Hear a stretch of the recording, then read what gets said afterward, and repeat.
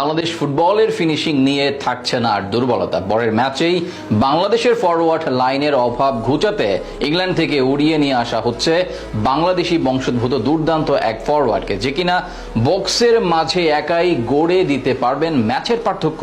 হামজা শমিত এবং কিউবা মিচেলদের সঙ্গে এই ফুটবলার যোগ দিলে নিঃসন্দেহে বাংলাদেশ হয়ে উঠবে অপ্রতিরোধ্য এক দল। কে এই ফরওয়ার্ড জানাচ্ছেন শ্রাবণ অনেক।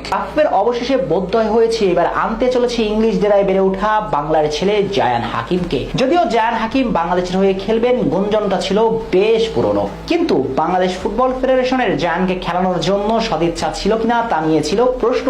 কিন্তু শেষমেশ যা ঘটেছে তারপর বাপ্পের জায়ানের কাছে আশ্রয় নেওয়া ছাড়া আর কোনো কার্যকর ভাবে উপায়ও নাই।